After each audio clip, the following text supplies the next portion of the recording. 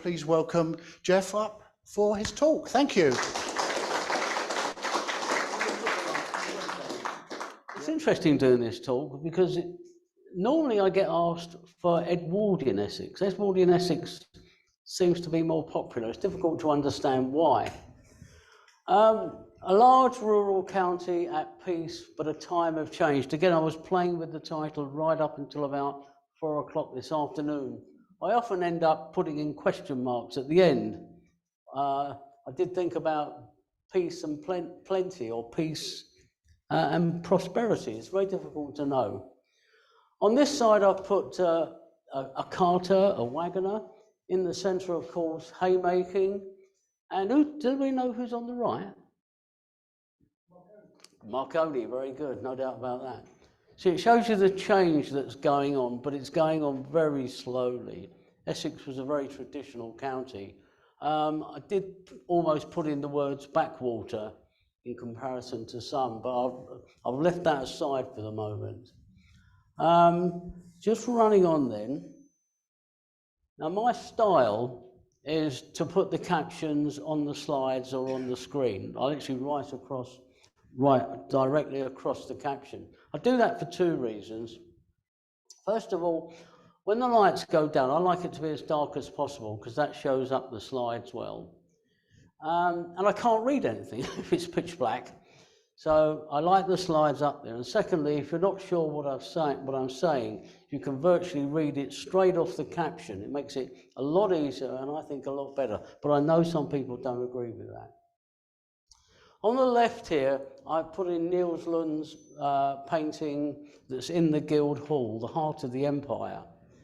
I actually checked this yesterday, but I've left it alone, but I'm still a bit dubious about this.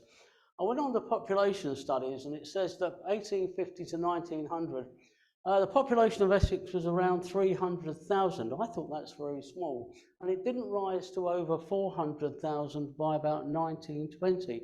And I was trying to think in my mind, I mean, Ilford expanded tremendously at the end of the 19th century, but I've left that figure there. I'm still not quite sure about that. It was almost entirely rural and agricultural society, and it probably was, I almost put indefinitely, but I've left it at probably the most successful arable farming county in England. You could grow just about anything in Essex. Selling the stuff and was a different problem, but we could certainly grow anything. That made Essex very successful. At the heart of the empire, and that's the title of the painting by Niels Lund, I give guided tours around galleries, and I went up last week to the Guildhall Art Gallery, and the painting is on display. It's as big as the wall, in reality. The heart of the empire was, of course, Victoria, Queen at 18 from 1837. A very loyal, poor, I left that word in again this afternoon with a question mark, very loyal and patriotic country and county. On the other side, I put in a wonderful portrait, I think it's in the National Portrait Gallery, by Lady Abercrombie. It's almost a copy of an oil painting that she did. 1887 was the Golden Jubilee year. She was already Empress of India by this time anyway. That fits in with the Heart of the Empire title. But she continued to wear black since the death of Prince Albert in 1861. The painting is looking west over St. Paul's Cathedral. Probably the artist got on top of the Mansion House. No, got on top of the Royal Exchange. The Mansion House is down here with the portico towards the centre left. And in the far distance, you've got St. Paul's Cathedral. Westminster is right on the left-hand side here. So we've got Queen Victoria on the throne. Now, the way I've done this talk today, it's not exactly chronological. I tend to produce talks in that style, but I've mixed it up a bit more. I've started a little bit earlier because, as I often explain to people who are alive in the Victorian period were often born before it. Of Queen Victoria was born before the Victorian period started, and people like Marconi were born in the Victorian period but became famous, of course, in the Edwardian period and later. So the life is before 1837 and also after, but I've mixed it up both ways.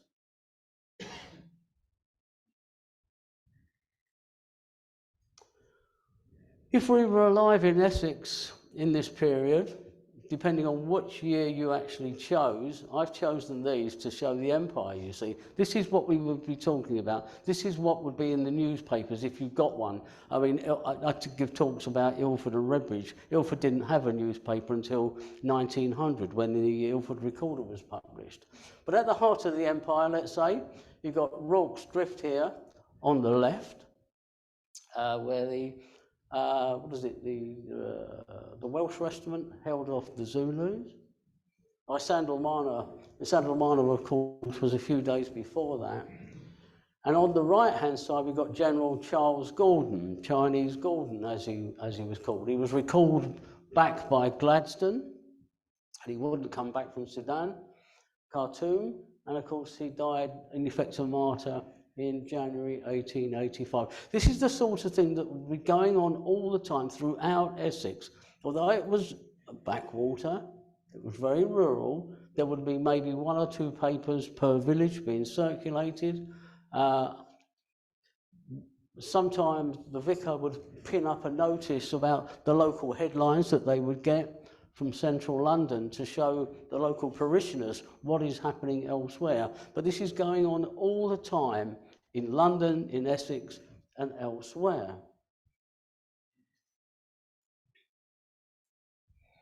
Starting at the top, because I tend to start at the top and work down, this is upstairs.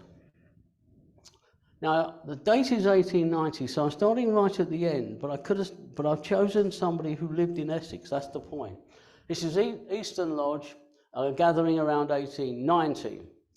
Edward, the Prince of Wales, is being entertained by the Earl and Countess Frances Warwick. And Darling Daisy, as she was named, is here. She was a favourite. She was part of the entertainment. It's difficult to, if this wasn't captioned at all, you would never guess who her husband was. You would assume it was either him if you didn't know that was the Prince of Wales, or even him, but that would be unlikely. Her husband is sitting down here. Got him out of the way, you see.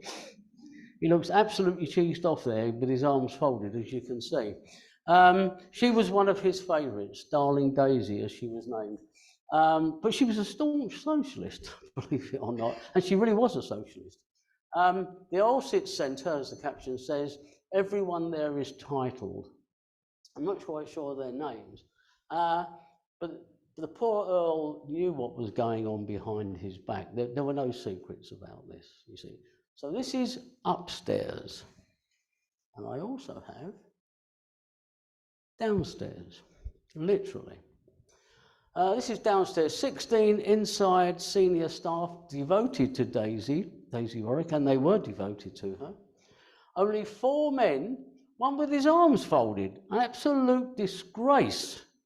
I think he should be sacked on the spot without a reference. At Audley End, now when I've been taught, I like Audley End.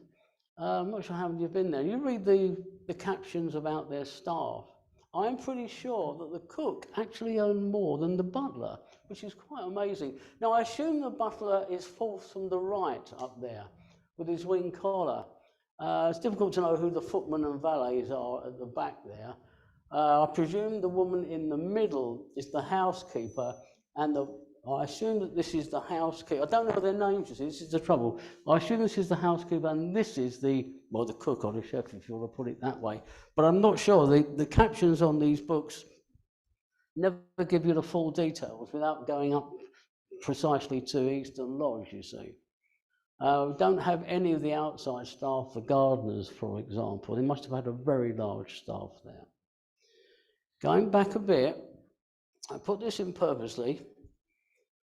When you see pictures, when I give talks on John Constable's work, often you don't see John Constable. I like to show the artist, and I'm putting him in for a particular reason, because he died in 1837, so technically he's not a Victorian. His wife, Mariah, she died early. He was a lot younger than her, but they had a happy marriage, but sadly she died quite young. And I put this in for a reason, you see. And of course, this is one of his, if not the most famous painting in London. Obviously, you've got Turner's painting, but John Constable was the outsider. He was born and brought up in Suffolk on this side of the river, and here we are looking on the far side to the sunlit uplands or lowlands of Essex. And of course, anybody would rather come and be born in Suffolk, but go to school in Essex, in Dedham. The caption that I've written for this particular talk, because I put different captions in, it was unpopular in London, but loved in Paris, and in later landscapes, of course, the labourers disappear from his work completely. He doesn't paint them. This is painted in 1821. But this is how we think of Constable country. This view of Essex or England or Suffolk is how the Victorians saw rural agricultural country life and how we see it today. This goes right the way through the 19th and into the 20th century. How you view the past. It can be rather nostalgic and rosy. And I've chosen slides both on the rosy side and purposely on the blacker, darker side. We are at peace, except perhaps in the Empire. Change is going on, but under the surface, it's not all light and sunshine. The point about Constable country is when he was travelling, probably from Ipswich home by stagecoach, the two other gentlemen in the carriage were passing through the area probably near Dedham, and they were talking about Constable country. And this is in his lifetime, you see. Quite amazing.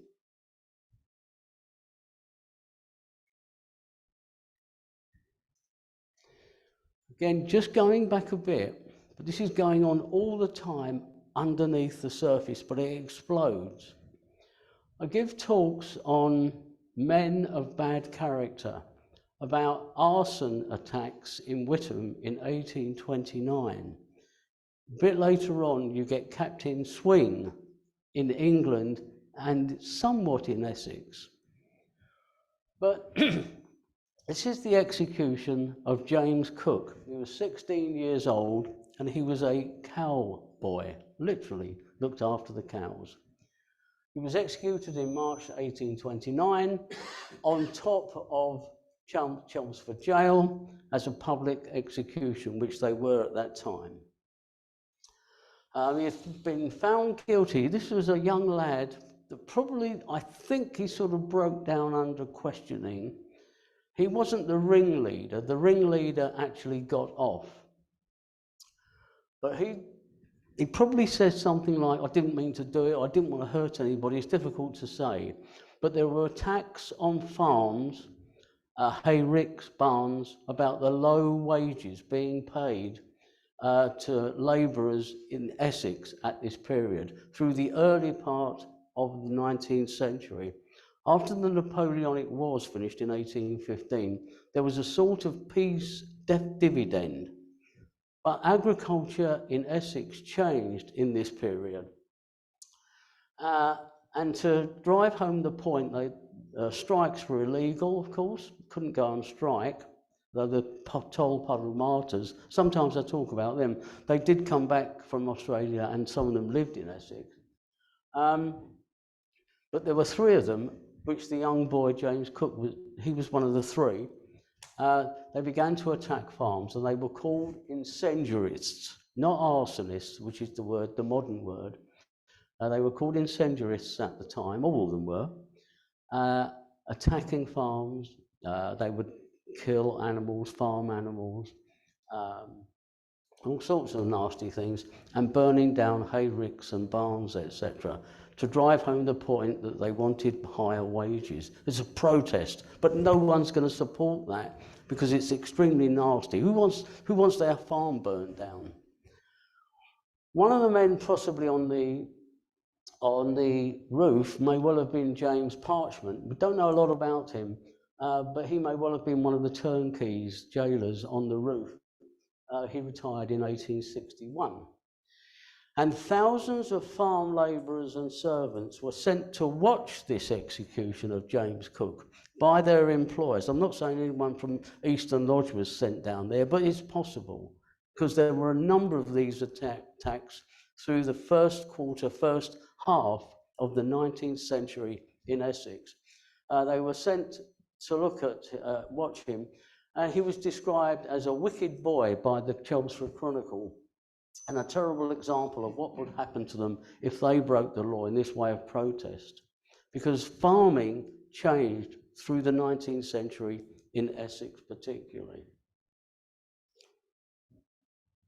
Yeah, there we are. What happened was, up until the 19th century, there's been more of a mixed agriculture in Essex, both arable and cows, sheep, etc. Still goes on today.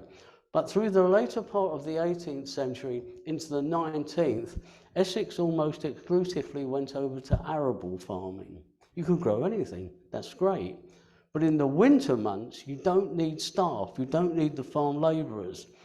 So they're out of work and they've got no money in their pockets. And this caused a lot of distress in Essex and in other counties as well, I might add. But we're back to the sunshine, as you can see. We've now come across to Dunsprings Farm. This is probably around 1870, 1880. It's not dated, this particular photo. I'm very hot on trying to find dates of photos, even circa dates. When I use paintings, I always want to know who the artist is, for example. This is Dunsprings Farm.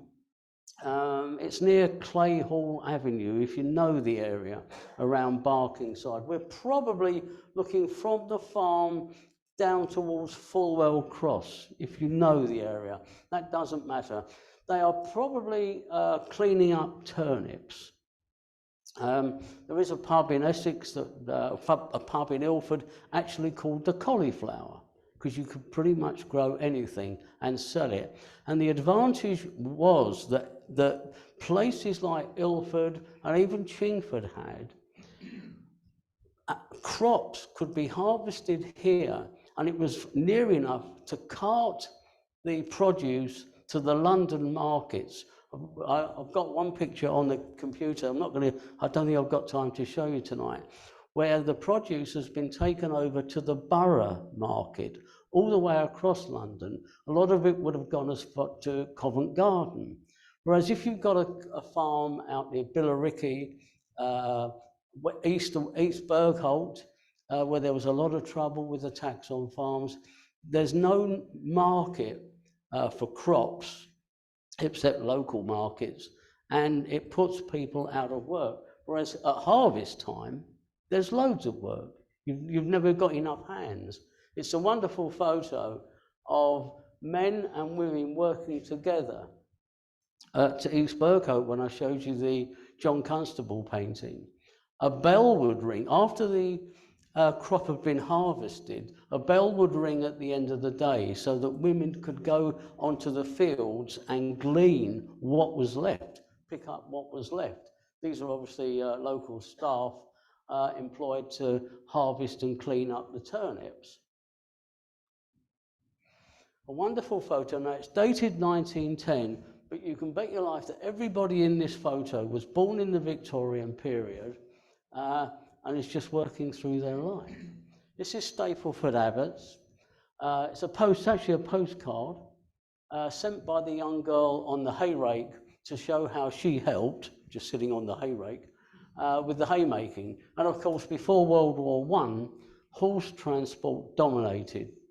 It was either Shanks's pony or by horseback.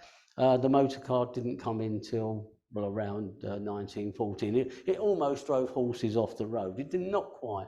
but almost. But it is a wonderful evocation. It's very nostalgic, you see. These are just, the reason why I use painting is the paintings put the colour back that these wonderful black and white photos lack. That is why I use a lot of paintings in this way. And again, I was looking up what sort of mill this was yesterday. I think it's a smock mill, but this is the one at Hornchurch when it was run by William Beard during the late Victorian period, the local baker. That seems very natural that somebody who's milling for the local farmers bakes the bread as well. That seems quite natural. There were loads of windmills in and around Essex. They just disappeared. I won't say overnight, but they disappeared. I mean, I give talks on Victorian Ilford. Ilford never had a windmill. It seems amazing. Barking had one.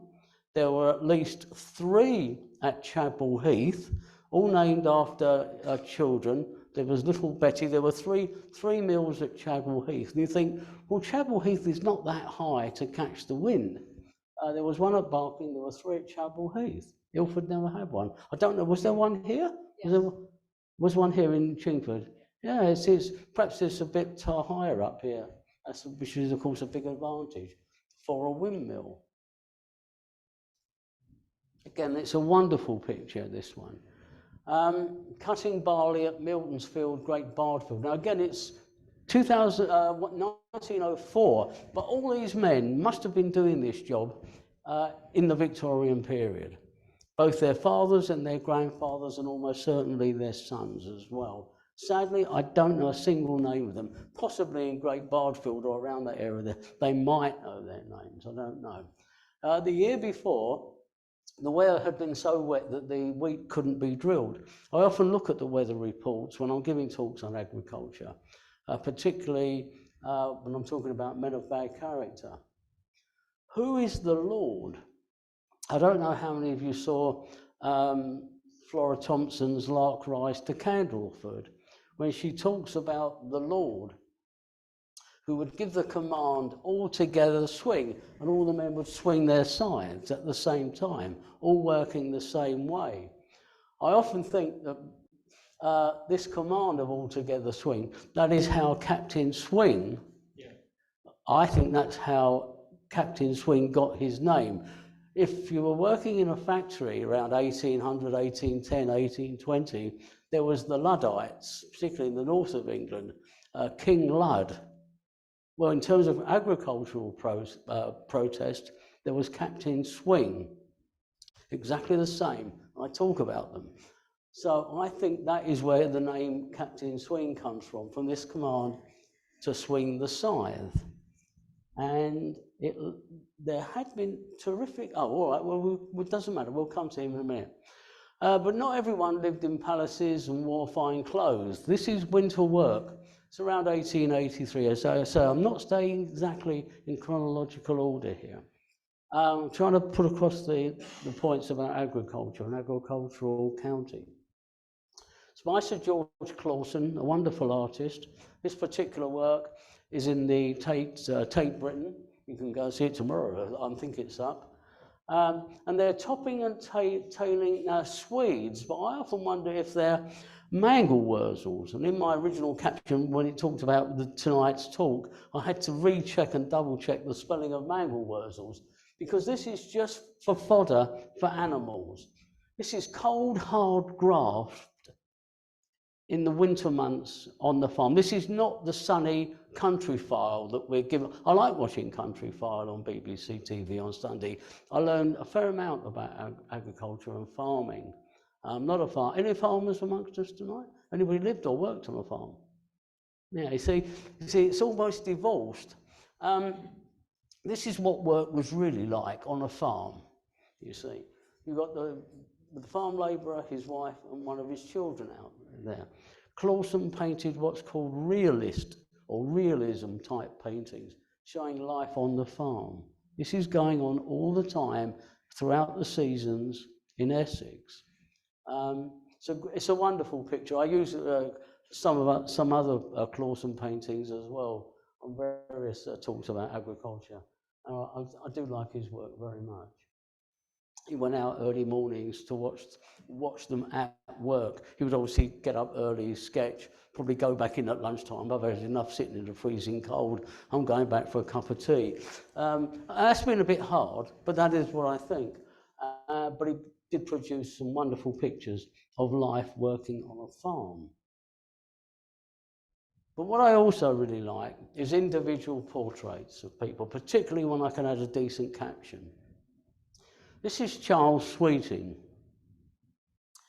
Born 1826, we don't know when he died. Near the Pig and Whistle, Chignal St James, which is near Chelmsford. Spent his working life as a farm labourer on Christie's farm near Chignal. The photo is dated circa 1890, but he's been in Essex since 1826. So he would remember the arson attacks at Whittam in the year 1829. He would remember people talking about Captain Swing. This would be part of his history, about part of his memories of life in Essex. He is about to enjoy his beaver, Essex farm hands 11s. And there were big debates in Essex early about whether to cut with a sickle or a scythe. Anybody know why there would be debates about this? There's a difference in the scythe. One goes to the ground, it's long and it's elongated. There you go. With a scythe, you can get right close to the ground and you take the lot. With a sickle, you grab the stalks and cut. And there were debates about, well, you should leave some for the gleaners. As I say, I've got other paintings by Essex where the women gleaners are coming onto the fields after the bell has rung at East Berghole. Whereas others said, no, we cut with a scythe because it's our produce, we grew it, we're picking, we're harvesting it. And in the end, of course, they go over to the scythe because it is more efficient to cut everything, cut as low to the ground, as you said, as possible. I wish I knew more about him. He looks very tired, as you can see. I've got other paintings of farm labourers looking very tired, and that's putting it mildly, towards the end of their life in Essex. But as a portrait of a man working in the fields, just taking a break for the day, it's a wonderful portrait. This is the sort of thing I really like to show when I'm talking about Victorian Essex. On the other hand, there was also weaving going on. Weaving, especially, this is courtolds, you know about courtolds that made carpets later on as well. But essentially, they started off with silk and black mourning crepe. And who do you think was one of their buyers? Well, it must have been Queen Victoria, because she's wearing black. I give talks about Regent Street in this period, and there were at least 5 shops in Regent Street just specialising in selling black mourning silk and crepe, just mourning clothes. It's amazing. This is one of the factory buildings of Courtaulds at Braintree in 1809. The sad part about the top one is there are no individual names of the women who are working there, you see. What happened was, as I said, the homework weaving, the home industry, that went north to the Lancashire or Midlands cotton mills. You worked on the farm, spring planting, let's say, harvesting, but in the winter months, there's less work for men on the farms.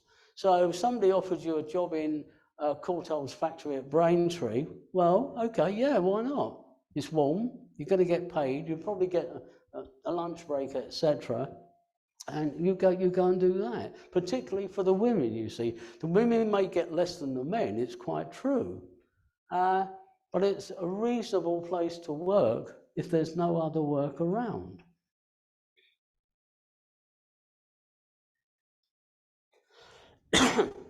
On the left is a wonderful portrait of Mrs. Hannah Wright of Malden. She was born in 1845. I don't know the date of the actual photo, but she looks about 21. difficult to know. She looks, well, maybe it's around 1880, 1890. It's very difficult to say. But she's actually, it says that she's making fishing nets by hand. That doesn't look to me like a fishing net, frankly. But that's what the caption gives me. On the right, a wonderful portrayal of a penny farthing with a young lad on top. It's an aerial bicycle known to have been used around 1870 by the Amateur Bicycle Club. The young man, we don't know his name, unfortunately, an employee of an express delivery company, something like, what is it, Amazon, I suppose, whatever, that's on the bike, flourishing at that time. He's not, most people would say he's a postman. He certainly looks as if he's dressed like a postman, but the caption from the book states very clearly that he wasn't a regular postman. To me, it looks incredibly unsteady, and it's a long way down, frankly. This is a Fred Spalding photo from Chelmsford, and I'm going to talk a little bit about Chelmsford. By and large, although I tend to talk a little bit about the farming, the agriculture around Ilford, because I know more about that, I like to go to places like Chelmsford, because there was a wonderful photographer who went there. This is where the changes are obvious. The trains. A Great Eastern Railway locomotive with carriages behind it. It's a 242 engine. It's quite a small engine, as you can see. It's pulling carriages from Liverpool Street, which actually opened in 1874. Liverpool Street opened actually quite late. If you think about the railways from 1820s, 1830s onwards, it's very late. It's a train that's going from Liverpool Street to Southend, and it's climbing the hill up to Brentwood and Shenfield. And the original colours, as the caption shows, is dark blue with red lining. So it looks quite pretty. Whether or not it's been cleaned up just for this photograph, I'm not sure. But it is a lovely picture showing how change came to Essex. Ilford got the railway in 1839. That was quite early for an Essex town.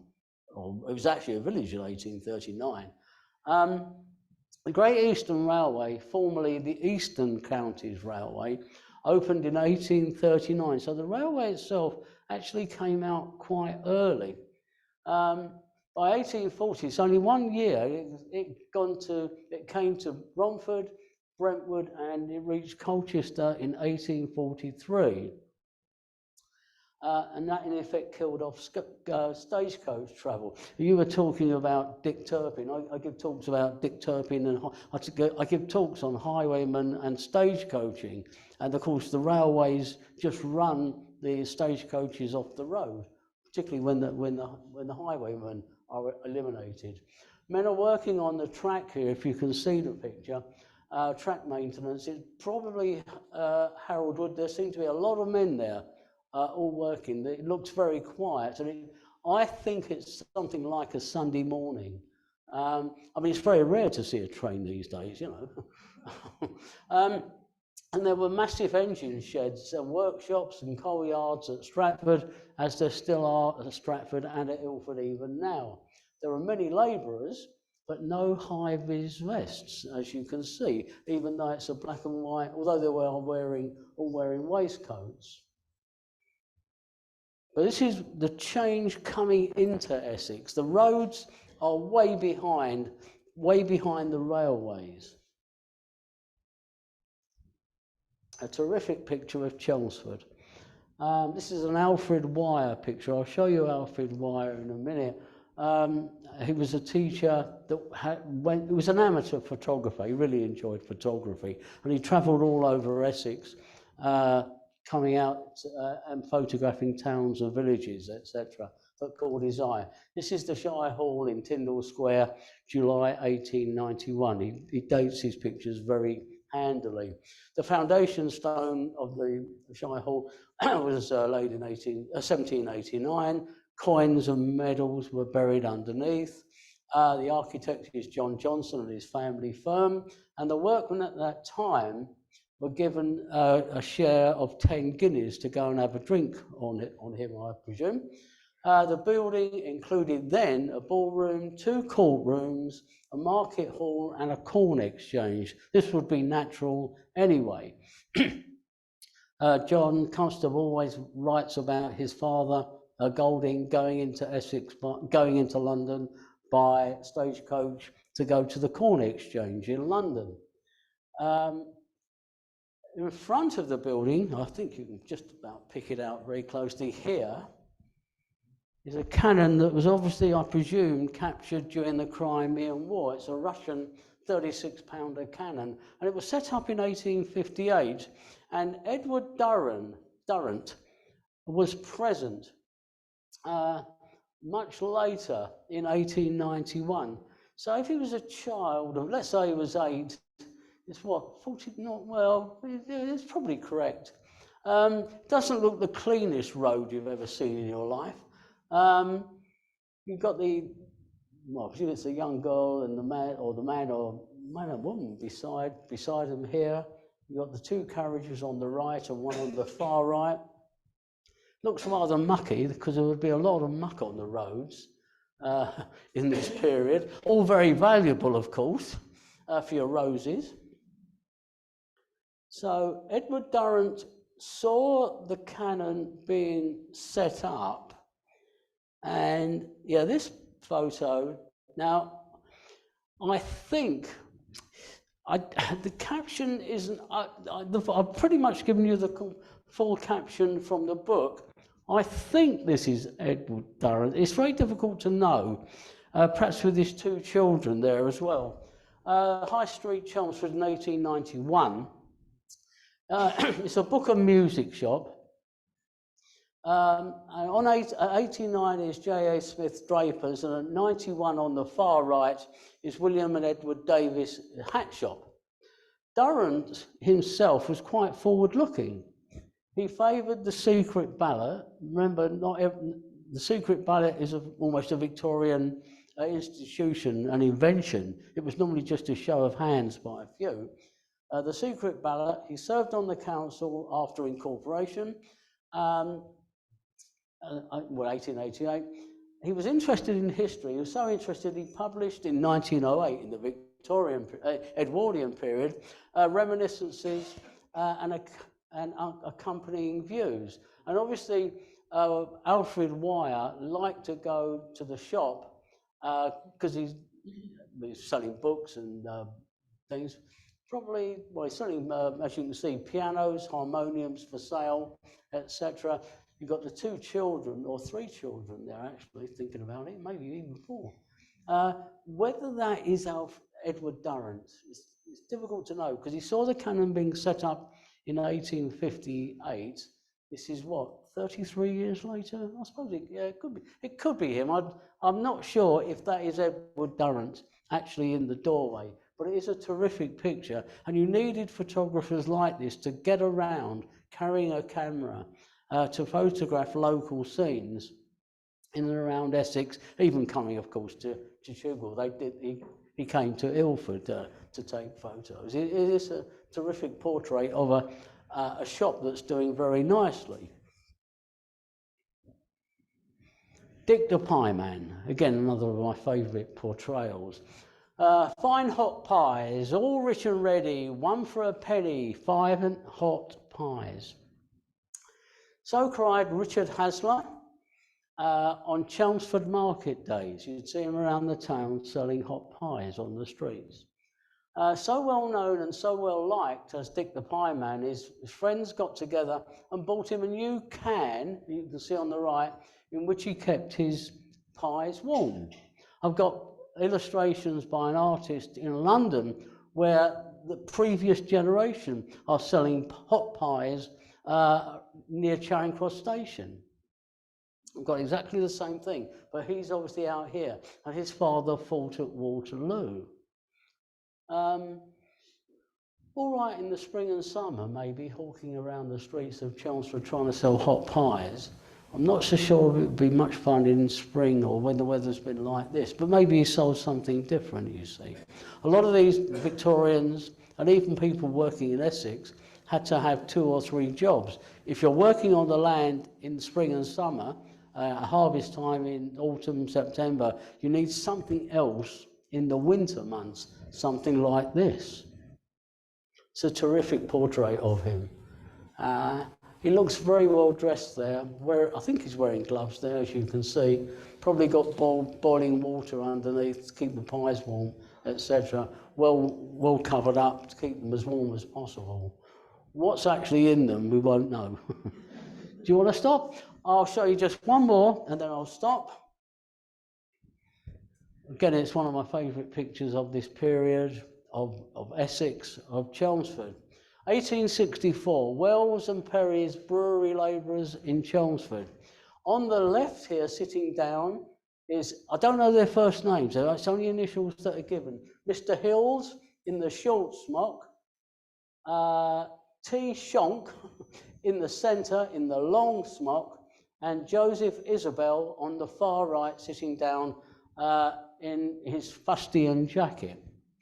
It's very rare, actually, to see photos of farm labourers and others wearing these sort of long smocks. Very rare indeed.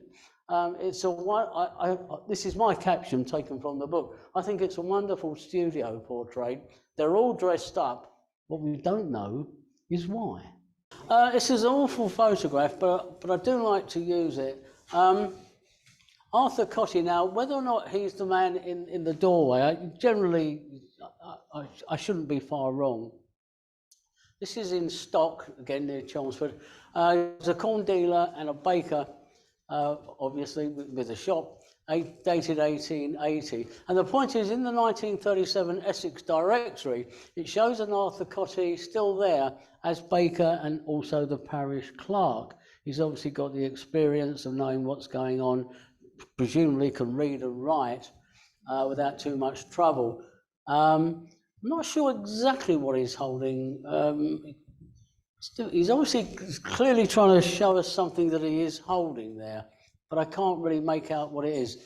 And it gives his name at the bottom, just about. Sure that is Cotty, corn dealer there, on the wall of his shop.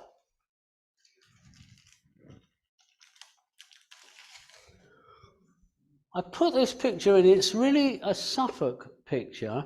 The galleries in Essex, Suffolk and Norfolk are pretty good, particularly Christchurch Mansion. And this one is on display there in Ipswich. And I decided to keep it in the end because it's the first vote. The man is going to be taken by carriage to vote for the first time.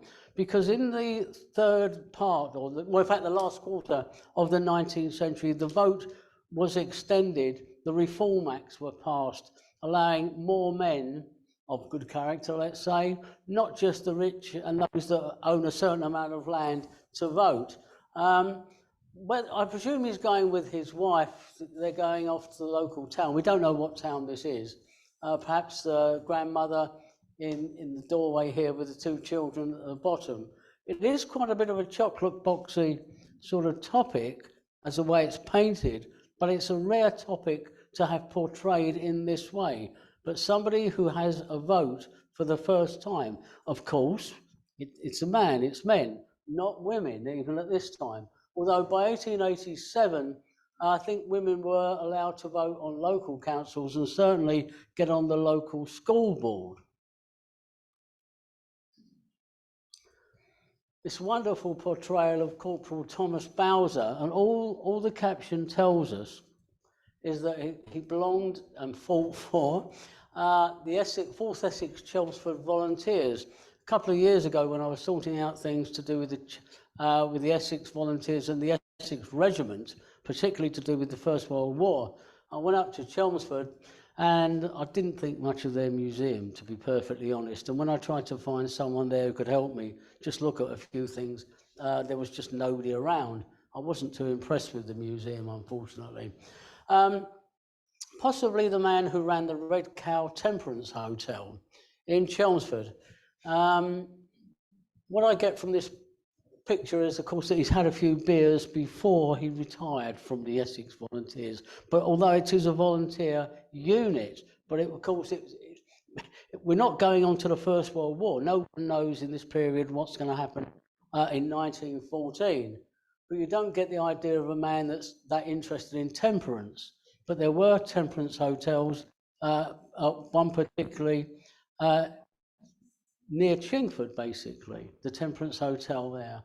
And they were quite popular, many of them, no doubt about it. Not particularly with me, but that's another story. A wonderful picture of Romford. Now, it's dated 1907, Romford Cattle Market Day. And it was a very involved cattle market. It's a lively social meeting place, as you can see. Mondays, there you could show and sell hogs. Tuesday, it was hogs, lambs, calves and cattle on show and on sale. Wednesdays was butcher's meat, presumably in butcher's shops or whatever, that had been butchered, with corn, cattle, horses and poultry on sale and on display.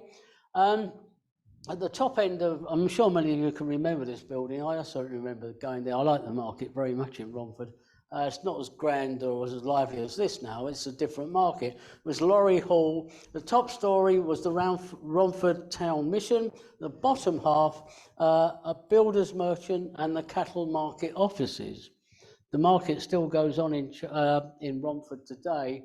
I always enjoy walking through the market. It's changed over the years, but that's natural anyway. It was last held in 1958. I don't remember if they were allowing cattle to wander in there in 1958.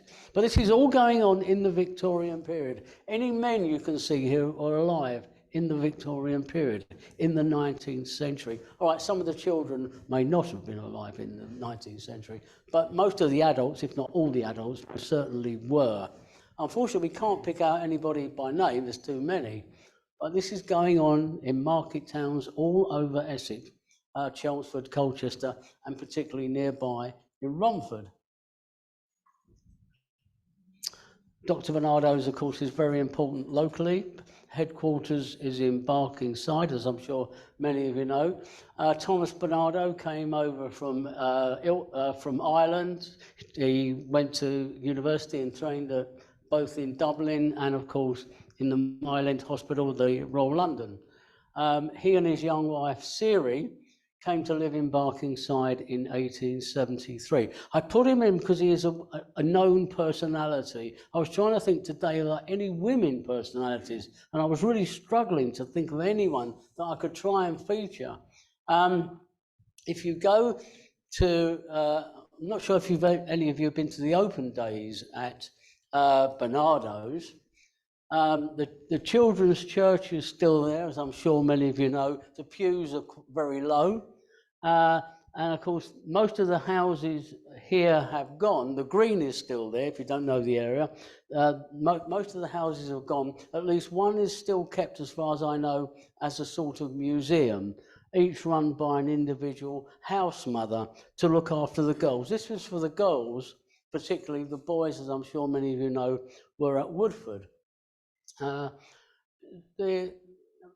I'm a great fan of Barnardo's, for obviously. I mean, I live down the road in Newbury Park.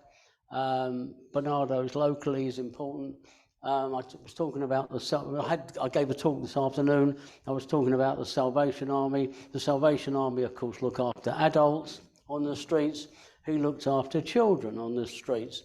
And I've even featured one of the children that went to Barnardo's in 1888. Emma Cook, who turns up in one of my books. She was taken into care at Barnardo's. Her father had died, her mother couldn't cope with the children, and she joined her sister there for about 5 years. And she had a good, successful life, being cared for by Dr. Barnardo's home at Barkingside. I had just given a talk just last week on Lucien Pissarro, the son of Camille Pissarro. And the point about Lucien is that, as again I'm sure many of you know, he lived in Epping. And the etching on the right is by his father Camille, dated 1890. And this is his wife, Esther Ben Susan. They married in 1892. They had one daughter, Orvida. She was born in 1893. And he met Esther in 1883. She was a pupil of his. He was obviously taking classes, I think, at the City and Guilds College in London. And it was his first long, extended visit to London in 1883 when they first met. He settled permanently in England in 1890, and he actually took English nationality in 1916. In fact, his father, Camille, was born with Danish nationality and became French, and Camille's son, Lucien, was French by birth and became English. One of his brothers sadly died of TB in 1897. Her father was a very religious, practicing Jewish adult. Lucien wasn't. Neither was Camille, for that matter.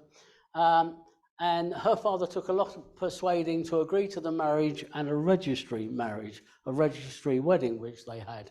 And they lived in Epping in the 1890s, basically. That's the point. I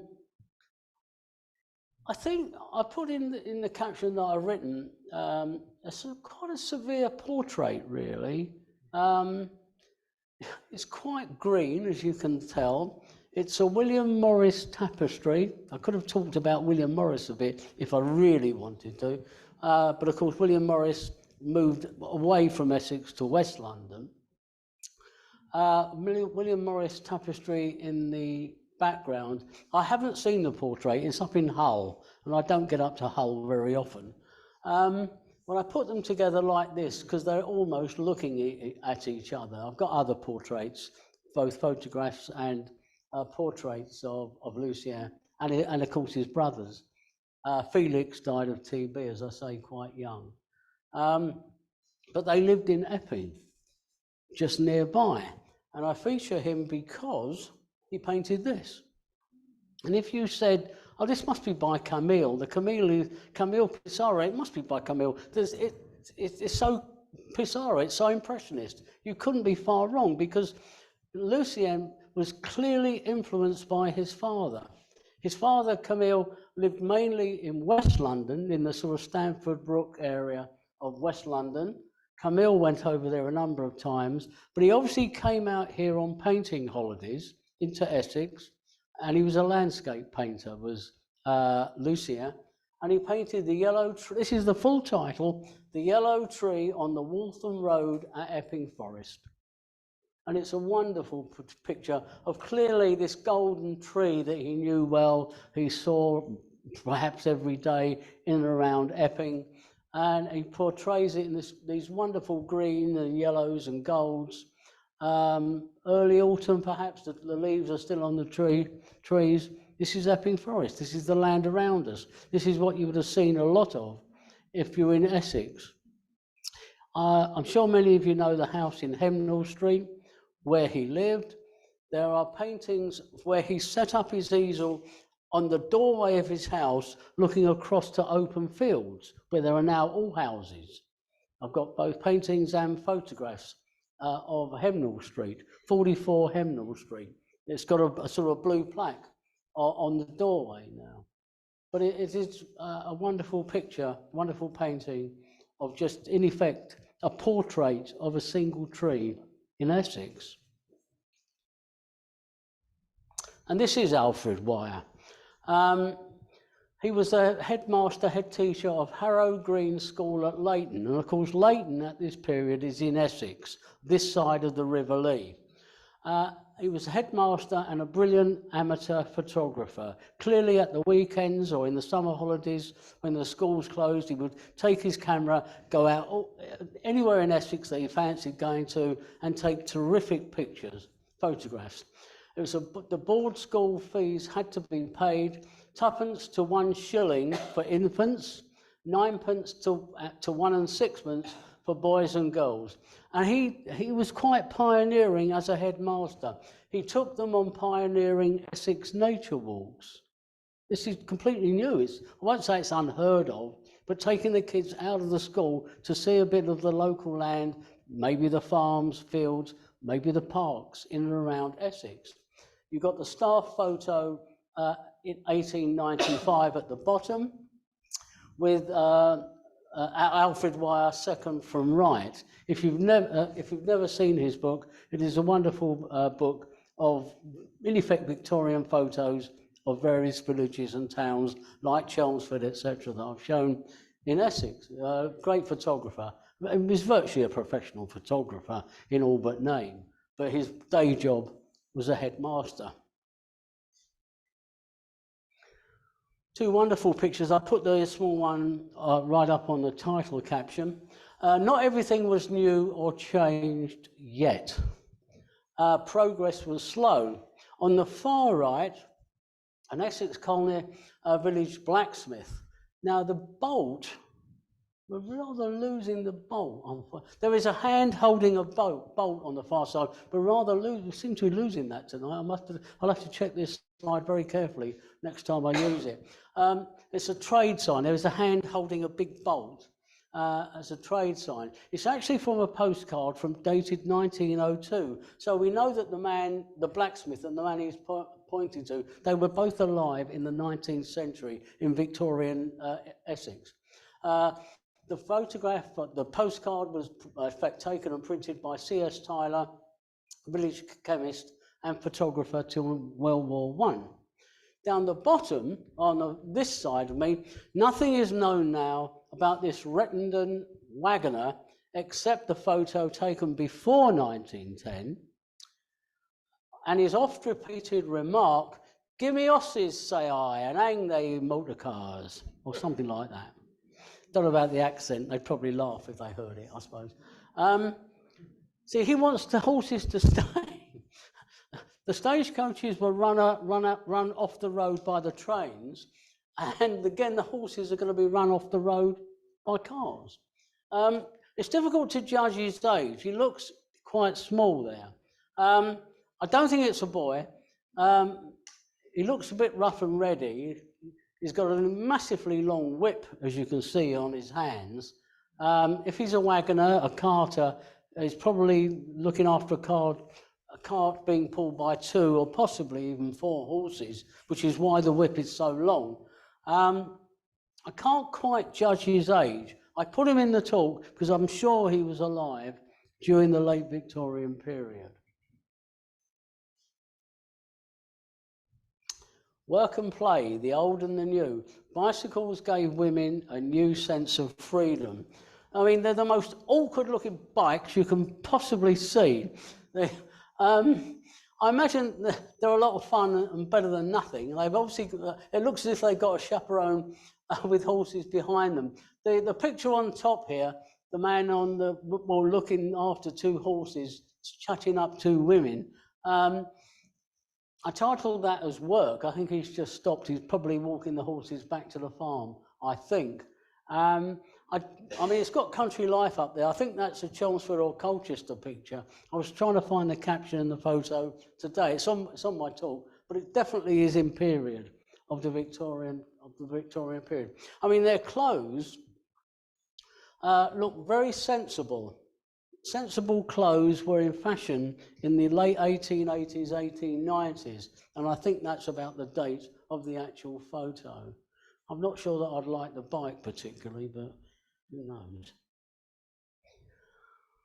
In 1882, for your enjoyment, our enjoyment, the Corporation of London bought and saved Epping Forest for everyone to enjoy. After the Willingales protested about Epping Forest being taken away, bits of it being taken for farmland, etc. Hainault Forest, whole chunks of that had gone. The trees had been uprooted in 6 weeks, basically. Epping Forest was essentially saved when it was bought for everyone to enjoy. I mean, Queen Victoria, of course, came out to the area, came out to Chingford, particularly for the day when I assume it was opened up officially for the local population to enjoy. I don't know exactly where this is. It's not that well captioned, but it goes with the caption that I've written about 1882. Coming towards the end of the talk, A wonderful painting by Mark Fisher. This is pure nostalgia. This is almost like John Constable, but years later. The Road to Newport, 1895, by Mark Fisher. It's a glorious high summer in Essex. A strong influence of who? So I always ask questions in my talk. Nobody sleeps. Trivial pursuit question. Who's the influence here? John Constable. Well, yes, but no. Well, go on, yes. Sorry, who? Monet, the Impressionists. Monet did a series of Monet did a series of haystack paintings. I thought you were onto it. With the trees are poplar trees. Monet did paintings by the river with poplar trees in them, these tall trees. Mark Fisher, he partly trained, partly lived and worked in France and Paris, and he'd clearly seen Impressionist paintings done by Monet with a haystack in them. He's influenced by that. He comes over to England. He's actually American, and he paints this wonderful scene of this country road, this landscape, all this sky. John Constable, when he started off, got criticised for painting too much sky. But in our lifetimes, in the 19th century, landscapes began to be accepted. They were always at the bottom of the list. Now they're near the top of the list. And this all happened in the 19th century because of artists like John Constable. Saying John Constable is not wrong, but it's really Monet and the Impressionists. Yeah. It's elements here of nostalgia and romance. This is really what it's about, how you view the past. It does look a bit like that. I mean, whether or not a man would really this is obviously a working horse. This is not a racehorse. He's clip-clopping up the road towards us. It does look as if he's riding side saddle. It seems a bit unlikely to me, but it's possible, I suppose. It looks, it's very chocolate boxy, but I don't want to describe it like that too much because I like his work, you see. It happens to be in Essex as well, which is great because he tells us it's going up towards, coming up the hill. It gives us this wonderful view of the valley, and so I don't want to be too critical of him. I mean, I do like the picture very much, but it could well be side saddle, which seems a bit weird. It's possible, I suppose. He obviously, if the horse is very old and slow, perhaps it's quite safe to do that. I don't know. I think this is this is not quite the last one. I kept this one in because Marconi came over to England in 1896. So we know he's alive born in 1874. So he's 26 in 1900, and whatever, it doesn't matter. But he set up his new business in Chelmsford. Chelmsford is lucky. It's obviously got land, it's cheap enough to set up there this new company with wireless, not the radio, it's wireless, that arrives in England it arrives with him in 1896. Just a few more to show. See, life is good, but at the end, there's often trouble like this.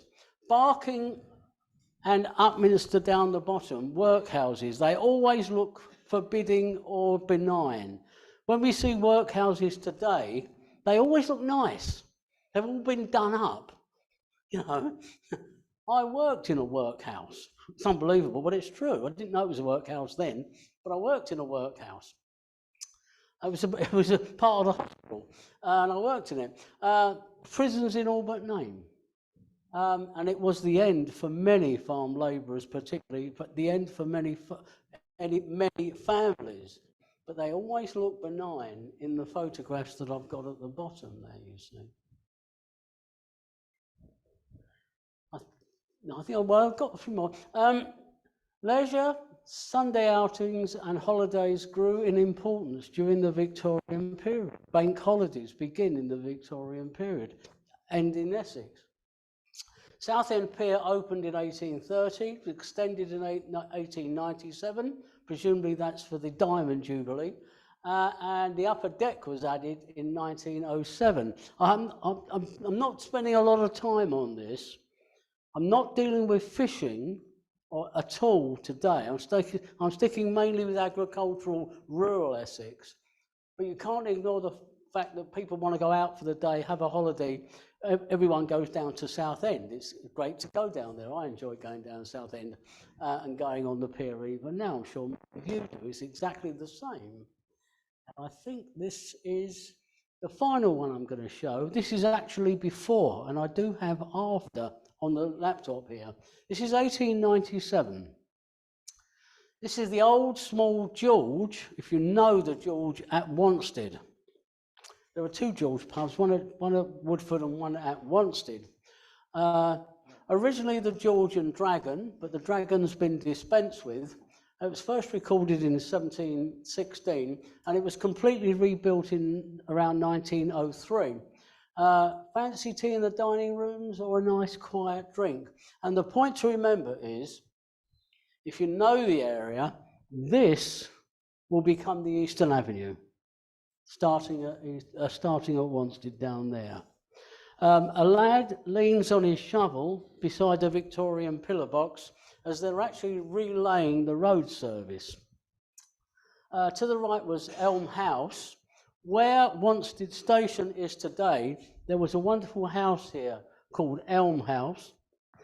George Lane ran down beside the pub where the Eastern Avenue starts, and that is also an Alfred Wire photo. I had a magnifying glass out on my book. I was trying to pick out the name. I think that's Hall on that shop there. Got the dining on the first floor up there. I was trying to see if they were the same names. Let me just see if I can show you before. If I can show you. That's Hemnall Street. Oh, there it is. There we are. That's after. This is before, now after. I'll finish off with this one. Now, the pub has completely taken over the corner with the pinnacles. You can still see the pinnacles now. The cherry pie stone that I'm sure many of you know is just down there. This is Elm House, where Wanstead Station is now. That goes completely. What I've tried to show you is, I'll finish off with that. What I've tried to show you is, it's a rural agricultural county. It's a peace at peace. Everything changes with the First World War. I give a talk on one of the diarists of the First World War in Essex on the home front. It's completely different, of course. Obviously, many of the men of Essex would have been fighting with the volunteers or with the Essex Regiment. It's an agricultural county which is very successful. You can grow anything and pretty much sell it anywhere you like. That's on the surface. Everything is rosy. It's John Constable's Haywain, Mark Fisher's The Road to Newport. Underneath the surface, there was trouble, particularly after the Napoleonic War, when things were really bad. But through the 40s up to the 1850s, after the 1850s, things settled down and life becomes that little bit better. In Ilford, which I know more about, the wages were just that little bit higher, and there's no record of trouble, farms being attacked because wages are so low, because there's unemployment. But once you get out towards Colchester way and Chelmsford and further, you can read about farms being attacked because there's no employment, the wages are so low. What I've tried to show you is an Essex which was good to live in then, if you had a job and you had money, like today, things were very nice, and change came very slowly, but it did come in its own way. Thank you very much. I hope you've enjoyed the talk. Thank you very much for coming. That'll do for tonight. Thank you.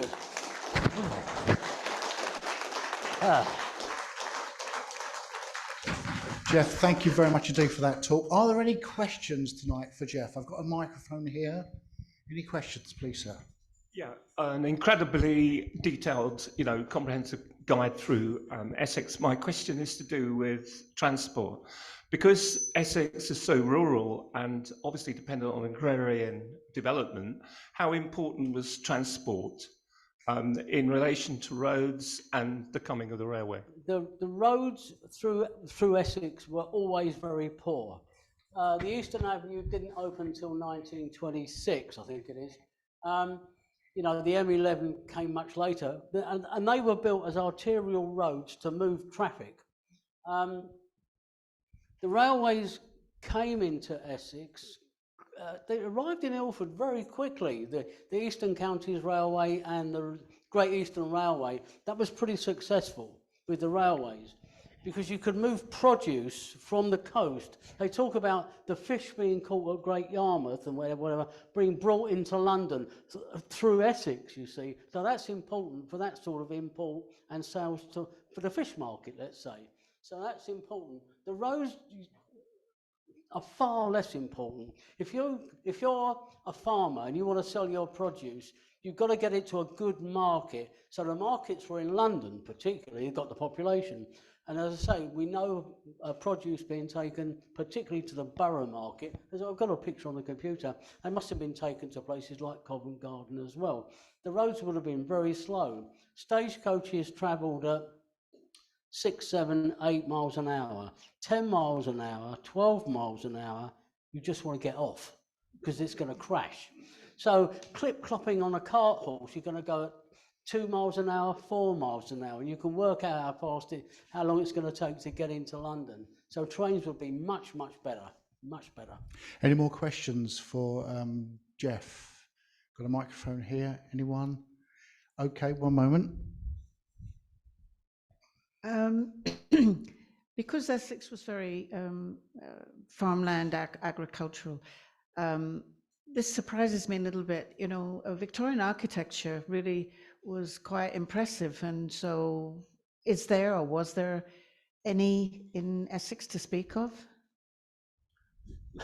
Just about this building here would be superb. There would be an outcry if you were trying to demolish this today. Richard Brinsley Sheridan lived there. William Penn, who Pennsylvania is named after in America, he went to school at Chigwell. He would actually, he lived in the area, he would run to school at Chigwell. One of his favourite runs was to go up to school at Chigwell. Most of it has gone. Ilford only has about 2 buildings earlier than 1900 that have survived. More have survived. I mean, this building is still here. The original little pub that I showed you, that went. This is a water fountain. That's been moved. It's still there today. There's one at each end of the high street. I'm sure many of you know this. But the buildings lose their purpose. You want taller buildings.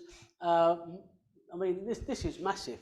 But you think the population here was small, but it's a massive pub. So change is coming. Many of the buildings just went over time. Some of them were bombed and destroyed during the war, particularly in Ilford, unfortunately. But they just weren't saved. They were considered to be old. Oh, let's get rid of them. Get something new. It's as simple as that. Okay.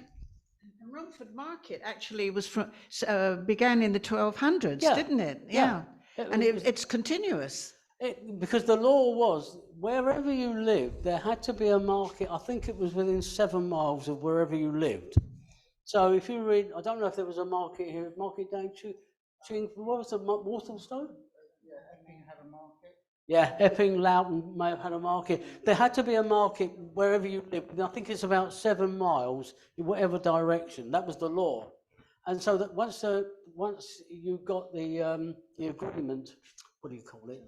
The charter to hold a market weekly, you could hold it for a long time, and there had to be a market available for you. Because if you're an outlying farm, you've got no way of getting anything else, except maybe once a week from the local market. Be a bit of a walk, but you would do it just to meet friends and have a chat with people.